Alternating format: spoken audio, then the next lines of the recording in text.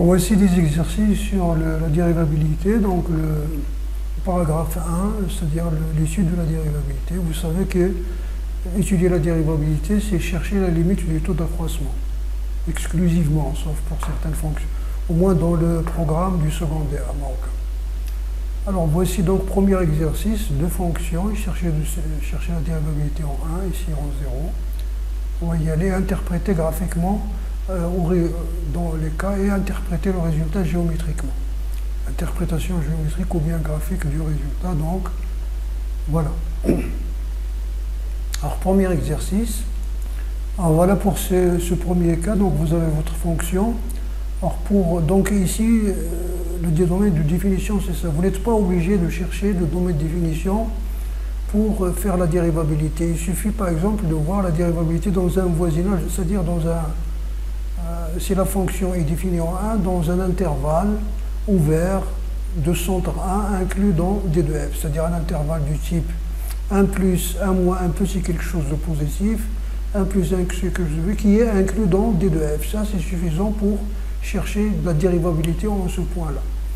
Alors nous avons écrit le domaine de définition pour simplifier le taux d'accroissement avant d'introduire la limite. Si vous introduisez la limite ici, vous êtes obligé de la répéter sur tous les lignes. Donc voilà, f de x moins f de 1. f de 1 c'est moins 1.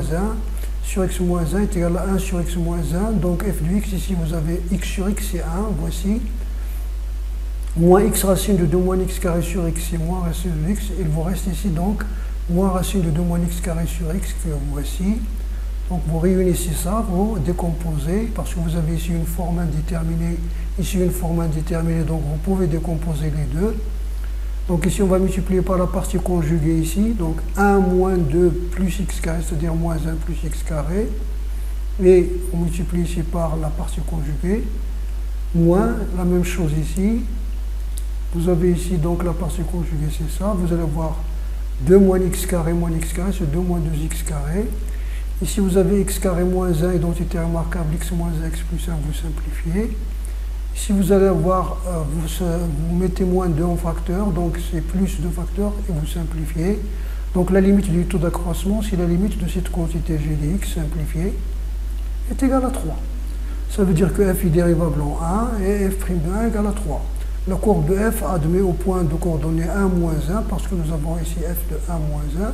Si vous n'avez pas calculé, vous pouvez aussi dire au point d'abscisse 1, une tangente.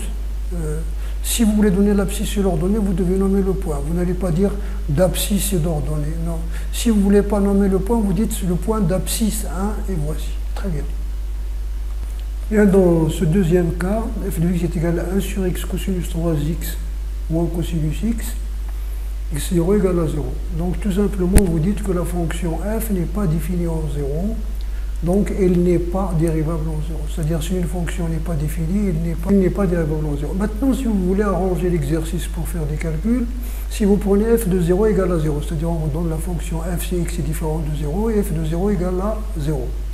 Alors dans ce cas, d'abord, vous devez vous assurer que la limite en 0 de f de x est égale à f de 0, parce que nous avons vu dans une propriété du cours, si une fonction est dérivable en x0, alors la limite en x0 de f est égale à f de x0.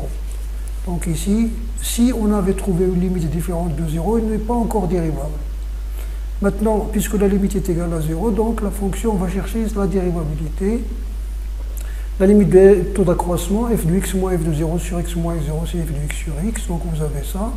Donc vous faites apparaître les limites usuelles, donc voici ça, apparaître les limites usuelles. Donc ça c'est cosinus 3x moins 1 sur 9x carré, et vous multipliez par 9 pour avoir la limite usuelle, plus vous avez ajouté 1 et retranché 1 ici, d'accord, ici. Alors vous avez 1 moins cosinus x sur x carré, donc cette limite là c'est moins 1 demi fois 9, c'est moins 9 demi, parce que c'est 1 cosinus moins 1, plus 1 demi, 1 moins cosinus x sur x carré, c'est moins 4. Donc f est dérivable en 0 et f' de 0 est égal à moins 4. f' de 0 est égal à moins 4. Vous pouvez faire aussi facilement, vous avez la limite lorsque x tend vers x0 de f de x de ça. Vous avez ici ce cosinus 3x moins Cosinus x, c'est la formule cos A moins cos B, c'est moins 2 sinus de la demi-somme, sinus de la demi-différence. Donc moins 2 sinus de la demi-différence, 3x moins x, il y a 2x sur 2x, 3x plus x, il y a 4x. Vous pouvez faire sortir le moins 2, la linéarité de la limite. Donc vous allez avoir ici sinus x sur x multiplié par sinus de x sur x. Cette limite-là, c'est 1, c'est 2, 1 fois 2 fois moins 2 est égal à moins 4. Alors pour cette question-là, il s'agit de déterminer les réels a et b pour que cette fonction soit dérivable en 0. Alors vous avez d'abord f de 0 égale à moins b. Vous le calculez là où il se trouve. Ici, il est inclus là. Donc f de 0 égale à moins b. Alors la limite en 0 plus, parce que la limite en 0 plus de f de x moins f de 0, qui est égal donc à taux d'accroissement, donc la dérivabilité, donc 1 sur x a, x moins b racine 1 plus x carré plus b. Vous avez ax sur x c'est a, moins bx facteur de ça. Ici, donc, vous avez une forme indéterminée, vous multipliez par la partie conjuguée. Donc, c'est ça, racine de 1 plus x carré plus 1, bx carré. 1 plus x carré moins 1. Donc, vous aurez ça. Vous simplifiez le x. Ici, un x, il vous reste un bx. Donc, cette limite, c'est 0. Donc, la limite, c'est a. Donc, votre fonction est dérivable à droite de 0, ou bien à droite en 0, ou bien en 0 plus, et dérivable à droite de 0, et f', le nombre dérivé à droite, est égal à a. Maintenant, pour qu'il soit dérivable à gauche, il faut que la limite en 0 plus de f de x soit différente. Si la limite est différente de moins b, alors la fonction n'est pas dérivable. D'après la propriété que nous avons citée, donc si la propriété que, voilà. Donc la limite à gauche de 0 doit être égale à f de 0, c'est-à-dire doit être égale à moins b. Et la limite à gauche de 0, c'est la limite donc de votre fonction ici. Donc vous décomposez ici, parce que ça ne vous donne pas d'indétermination, x sur racine de 1 moins x, il est dit, plus 1 moins racine de 1 moins x sur racine de 1 moins x. Si vous multipliez par la partie conjuguée, donc vous élevez aussi donc 1 moins 1 plus x, c'est x, qui va se simplifier avec ce x-là, et vous aurez ici 1. Donc vous allez avoir ici 1 sur 1 plus 1 sur 1 demi, donc c'est 3 demi. Donc b égale à moins 3 demi. Maintenant on va chercher la dérivabilité, le nombre dérivé à gauche s'il existe de la fonction f. Alors qu'est-ce que vous allez avoir ici? Quel que soit x inférieur à 0, on va simplifier la fonction d'abord, puis introduire la limite. F de x moins f de 0 sur x est égal à 1 sur x. Voici donc votre fonction moins 3 demi. F de 0, nous avons dit que f de 0 c'est b, et b c'est moins 3 demi. On vient de le trouver. Donc on va faire le dénominateur commun, c'est 1 sur 2x carré. Donc le dénominateur commun, on voit 2x racine de 1 moins x, mais x à 2 c'est 2x carré racine de 1 moins x. Alors ici vous allez avoir 2x plus 2 moins 3x plus 2 racine de, on va écrire le polynôme par ordre décroissant, 3x plus 2 racine de 1 moins x. Donc on va multiplier, donc ça si vous remplacez vous obtenez 0, donc dans tout ça, donc vous allez vous multiplier par la partie conjuguée, donc le carré moins le carré, donc vous allez avoir 4 facteurs de x plus 1 au carré, le carré de ce terme, moins 3x plus 2 au carré facteur de 1 moins x, le carré de ce terme-là. Donc voici sur la partie conjuguée. Ici, si vous développez, donc c'est simple, c'est donc des identités remarquables, il va vous rester 9x au cube plus 7x carré. Bon, pour ne pas perdre le temps, c'est du calcul. Ici, donc, vous mettez x carré en facteur et vous le simplifiez, parce que x est différent de 0. 1 sur 2 racine de 1 moins x, il va vous rester ici 9x plus 7 et la partie conjuguée. Donc la limite du taux d'accroissement, lorsque vous tendez ça vers 0, puisque vous allez voir, donc vous allez voir ici 1 demi, ici c'est 7, 9 fois 0 fois 7, ici c'est 1 sur 2 plus 2, donc c'est 4. Donc c'est 7 sur 8e. Donc f est dérivable en 0 moins, ou bien à gauche de 0, à gauche de 0, ou bien en 0 moins, comme vous voulez, à gauche en 0, par exemple. et f' gauche de 0 égale à 7/8. Alors votre fonction f finalement est dérivable en 0 si et seulement si la dérivée à droite est égale à la dérivée à gauche, c'est-à-dire a égale à 7/8, d'où le couple que vous cherchez. Dans ce deuxième cas, nous avons donc l'image de moins 1. Le moins 1 est inclus dans cette partie, dans cet intervalle. Donc f de moins 1, c'est sinus 0 sur moins 2, c'est 0. La limite hors x tend vers moins 1 plus du taux d'accroissement. Donc vous avez ça. Ici, donc 1 sur x plus 1, 1 sur, c'est-à-dire f de x plus 1, voici. Donc la limite hors x tend vers moins 1 plus de sinus bx carré moins 1 sur x carré moins 1. Vous avez ici donc composant x carré moins 1 égale à t, donc vous allez voir sinus bt sur bt, donc il vous multipliez par b, donc est égal à b, ou vous utilisez directement la limite. Donc f est dérivable à droite de moins 1 et f' droit de moins 1 égale à b. C'est-à-dire le nombre dérivé à droite, c'est b. Tandis que la limite à gauche, vous avez ça. Donc vous remplacez la fonction, la voici. Alors, et vous avez ça. C'est-à-dire vous avez x au cube plus x carré plus ax moins 1 sur x plus 1 au carré, sur x plus 1 avec x plus 1 de la factorisation, x plus 2. Alors la limite du numérateur, c'est x carré, donc c'est moins 1, moins 1. Alors, si a est différent de moins 1, vous allez voir la limite du numérateur est différente de 0.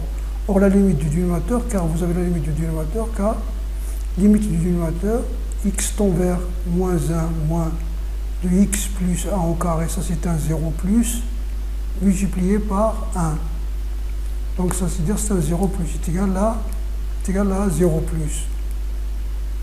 Facteur de x plus 2 au carré, facteur de x plus 2 est égal à 0 plus. Donc vous allez avoir donc un nombre sur 0 plus. Si a est différent de moins 1, vous avez un nombre sur 0 plus, c'est l'infini. C'est plus ou moins l'infini, ça dépend du signe de A. Donc ça dépend de ça. Donc par suite, f n'est pas dérivable. Puisque il n'est pas dérivable à gauche, donc il n'est pas dérivable.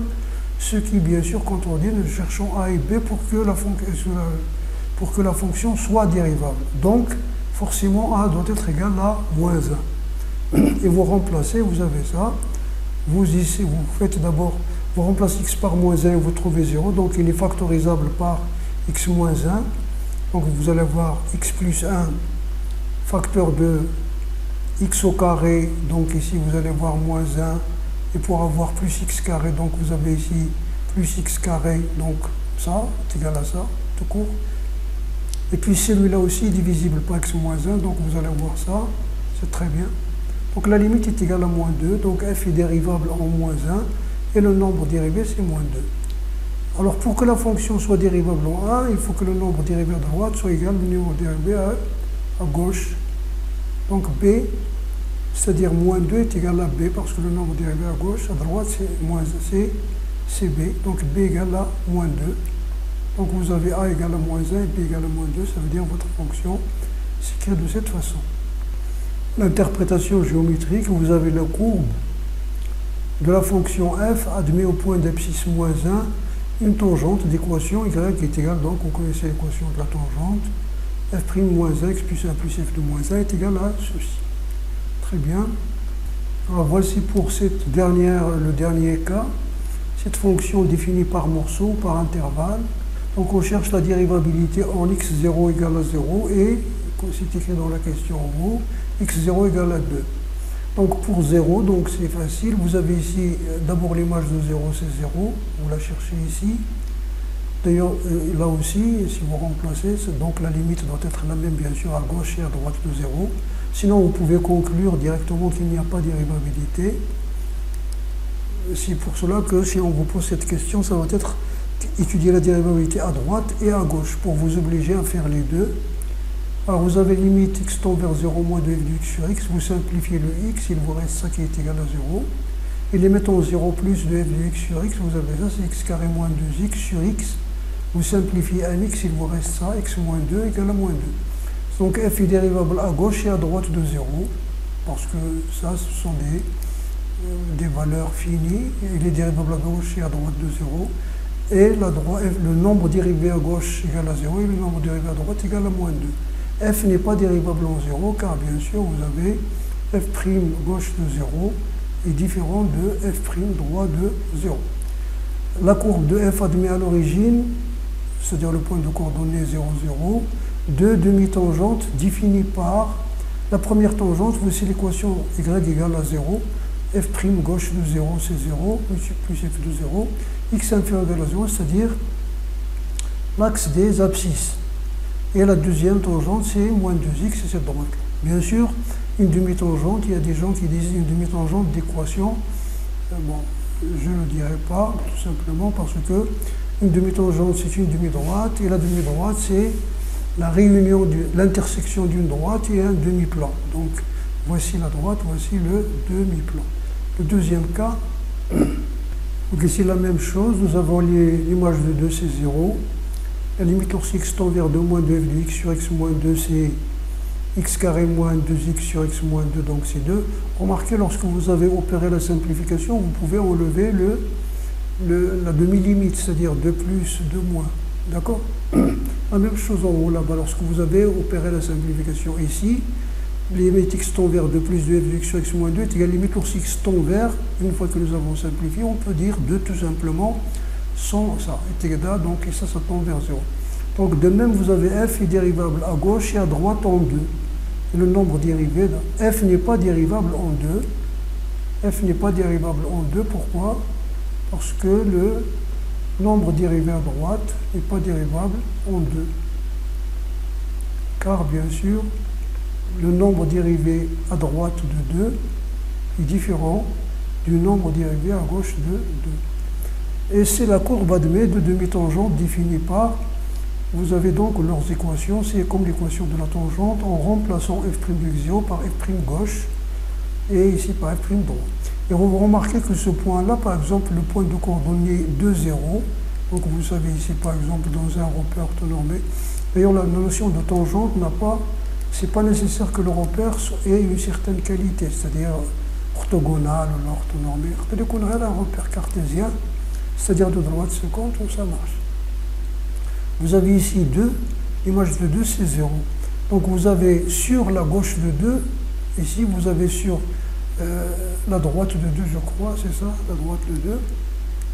Vous avez sur la droite de 2, vous avez l'axe des x, ici la droite d'équation est égale à 0.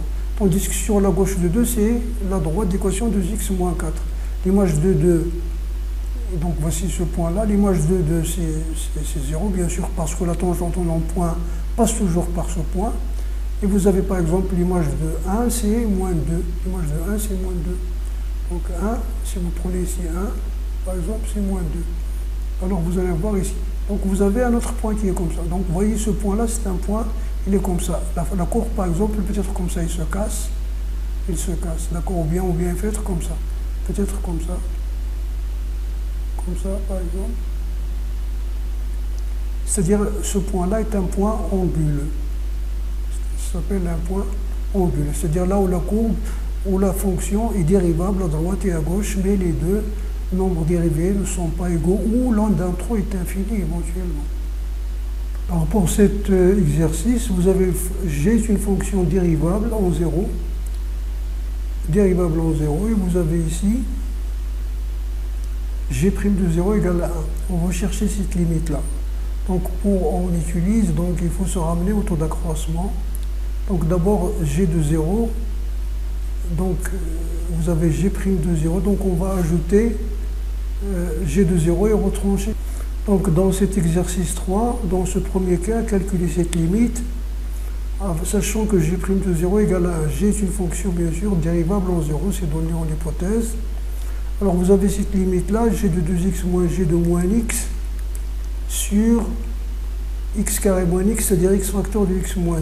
Donc la limite de 1 sur x moins 1, ici on va faire apparaître le taux d'accroissement. C'est-à-dire on va retrancher et ajouter ici, vous avez ici un moins. Donc si vous avez, on a retranché g de 0 et ajouté g de 0. Donc ça nous donne, ici donc on va faire apparaître le taux d'accroissement, c'est-à-dire la même quantité, voici, 2 fois, donc on multiplie par 2. Ici, donc on va faire passer le moins ici pour avoir g de moins x moins g de 0. À quoi est égal donc la limite de ce taux d'accroissement? Si vous posez t égale à 2x, vous allez avoir g de t moins g de 0 sur t, lorsque t tend vers 0. Et ça, bien sûr, c'est le nombre dérivé en 0 de g, g' de 0 égale à 1. La même chose ici, vous posez moins x égale à t, vous allez avoir g de t moins g de 0, la limite en 0, donc est égal à g' de 0 égale à 1. Donc finalement, à quoi est égal la limite? C'est limite lorsqu'x tend vers, voilà, ça c'est limite, limite lorsqu'x tend vers 0, donc vous allez avoir ici, vous remplacez x par 0, donc vous allez avoir moins 1, ici ça tend vers 1, ce tend vers 1, donc vous avez 2 fois 1, c'est 2 plus 1, 3 fois moins 1, c'est moins 3. Alors pour ce deuxième cas, vous avez donc calculé cette limite, sachant que f est dérivable et que le nombre dérivé est égal à 2 et l'image à 2. Donc la même chose, il s'agit de faire apparaître le taux d'accroissement. Donc vous avez ici 2f de x, donc vous retranchez moins 2f de 2, et vous ajoutez 2f de 2. Donc vous allez voir ici, pour faire apparaître le taux d'accroissement, vous allez voir, dans ce cas-là, c'est 2, vous divisez par x moins 2, vous multipliez par x moins 2, racine cubique, racine de x au cube, c'est x racine de x, racine de x au cube, c'est x racine de x, la voici, donc voici, plus f de 2, vous mettez f de 2 en facteur ici, avec le moins, parce que fx moins 2, c'est très bien. Vous mettez x moins 2 sur le dénominateur qui est en facteur commun, donc ça c'est un facteur commun, voici. Et voilà, donc ici, vous avez 0 sur 0, donc vous pouvez faire de la simplification, ça c'est racine de x, le dénominateur racine de x, ça c'est racine de x au cube, parce que x c'est racine de x au carré, moins racine de 2 au cube. Donc vous avez donc multiplié par ça. Donc vous avez l'identité ici, l'identité remarquable, a au cube moins b au cube, c'est a moins b facteur de a carré c'est x plus b carré c'est 2 plus ab c'est x racine de 2. Ici c'est une identité remarquable, c'est x racine de 2, racine de x moins racine de 2 sur racine de x plus racine de 2. Ici vous avez ici le 2, il n'est plus là.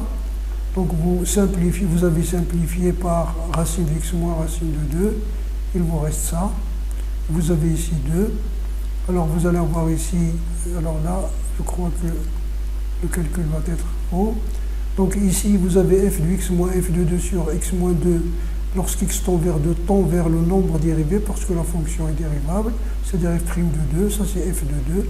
Donc il va nous rester racine de 2 plus racine de 2, c'est 2 racines de 2, et au numérateur, vous avez, donc vous allez voir, ça c'est x au carré, racine de x, alors on va faire ce calcul, vous avez ça au carré, ici vous allez voir, racine de x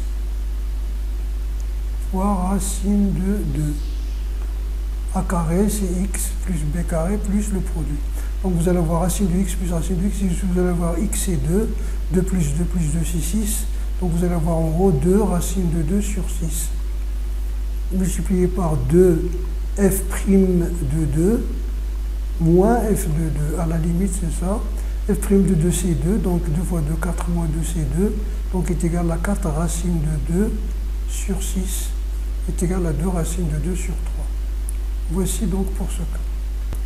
Alors dans cet exercice 4, il y a des calculs, le calcul de limite, vous avez, c'est-à-dire des limites qu'on peut calculer en utilisant la dérivabilité. D'ailleurs, chaque fois qu'on a le cas 0 sur 0, il faut penser à la dérivabilité, ça peut vous servir.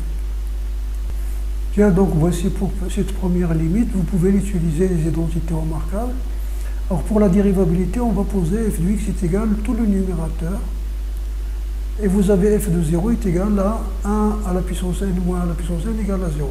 Donc votre limite, c'est comme si vous avez écrit f de x moins f de 0, qui est égal donc à 0, sur x moins 0, c'est-à-dire le nombre, le taux d'accroissement de cette fonction-là. Est-ce qu'il est égal à f' de 0 si la fonction f est dérivable? Comme la fonction f est dérivable sur R, parce qu'un polynôme est toujours dérivable pour toute valeur de R, alors L est égal à f' de 0. Alors, vous calculez la dérivée, f' de x est égal, donc ça, donc la dérivée de f à la puissance n, donc n, facteur de 1 moins x dérivé, facteur de 1 moins x à la puissance n moins 1, etc. La dérivée de 1 moins x, donc c'est moins 1, donc moins n facteur de ça, plus 2n, ici, moins barre moins. Lorsque x tend vers 0, ceci donc est égal à f' de 0, c'est moins n, donc la limite c'est, par suite, la limite c'est moins n. Très bien. Vous pouvez alléger les calculs autrement. Vous pouvez utiliser l'identité si vous connaissez, ou bien la suite géométrique. D'abord, vous pouvez penser à mettre 1 moins x à la puissance n en facteur. Donc il va vous laisser ici 1. Et de l'autre côté, il va vous laisser, parce que ça c'est 1 moins x à la puissance n, facteur de 1 moins 1 plus x à la puissance n. Donc si vous mettez le moins en facteur, vous allez voir ça. Et ça c'est l'identité remarquable. A à la puissance n moins a est égal à a moins 1 sigma de 0 jusqu'à n moins 1 dA à la puissance k. Donc ça, vous le connaissez, les suites géométriques ou bien la logique. Donc vous trouvez le même résultat. Alors vous avez pour ce cas-là, ça devient plus important que le cas précédent si vous connaissez les identités. Donc vous posez donc g de x est égal à 2 cosinus x à la puissance n.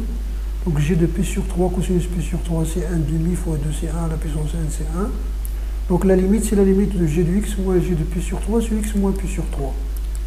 Alors, x moins p sur 3. Et ça est égal à quoi? Est égal à g' de p sur 3 parce que la fonction g est dérivable sur R. Parce que vous avez f, vous avez la fonction f qui à x fait correspondre cosinus x est dérivable sur R. On sait qu'il est dérivable sur R. Donc f, vous avez une propriété qui vous dit que, quel que soit n appartenant à n étoile, si f est égal à une étoile moins 1, n supérieur ou égal à 2, si f est dérivable, f à la puissance n est aussi dérivable. Donc nous avons utilisé cette propriété sur les opérations dans le cours. Très bien. Quelle est sa dérivée? Donc c'est voilà, c'est la dérivée de f à la puissance n. Donc c'est n, vous rabattez le n, 2 cosinus x prime fois 2 cosinus x à la puissance n moins 1. La dérivée de 2 cosinus x c'est 2 moins sinus x, donc moins 2n sinus x. G' de pi sur 3, sinus pi sur 3 c'est racine de 3 sur 2, donc il vous reste ceci. Voilà. Vous pouvez écrire par exemple que 2 cosinus x à la puissance n, c'est 2 à la puissance n cosinus x à la puissance n. Et lorsque vous dérivez ça, vous laissez 2 à la puissance n, c'est une constante, il ne dépend pas de x, donc vous pouvez la faire sortir dehors. Et vous dérivez la dérivée, la dérivée de cosinus, c'est n, c'est moins n sinus x, cosinus n moins 1, et vous allez simplifier. Donc la dérivée, ça va vous donner donc 2n multiplié par moins n sinus x, cosinus n moins 1 de x. Et c'est la même chose, bien sûr, si vous voulez le faire. Alors là, dans ce cas, c'est encore plus important parce que vous n'allez pas vous soucier de formules trigonométriques. Donc vous considérez, puisque vous remplacez x par pi sur 4, vous allez avoir 1 moins 1, c'est 0 sur 0, donc vous prenez le numérateur tout entier comme fonction. Vous allez avoir f de x est égal à ceci, voilà, f de pi sur 4 c'est 0, et ce n'est pas la peine de prendre sur tout le domaine de définition. Prenez dans un intervalle de centre pi sur 4, par exemple pi sur 4 moins pi sur 8, pi sur 4 plus pi sur 8. Donc là, cette limite est égale à f de x. Ici, vous mettez donc, vous factorisez par 4. 4 facteur de x moins pi sur 4. Le 1 quart, vous pouvez le faire sortir de la limite. Donc la linéarité, ce qu'on appelle la linéarité de la limite. Donc voici, donc il vous reste ça. Et ça, c'est f' de pi sur 4. Pourquoi? La fonction f est dérivable sur i, donc en tout point i, c'est-à-dire en i complet en pi sur 4, il est dérivable. Comme produit, somme de fonctions dérivables.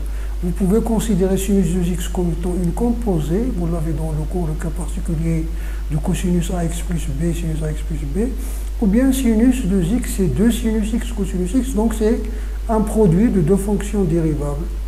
Voilà, donc la dérivée c'est 3 tangentes prime tangente carré.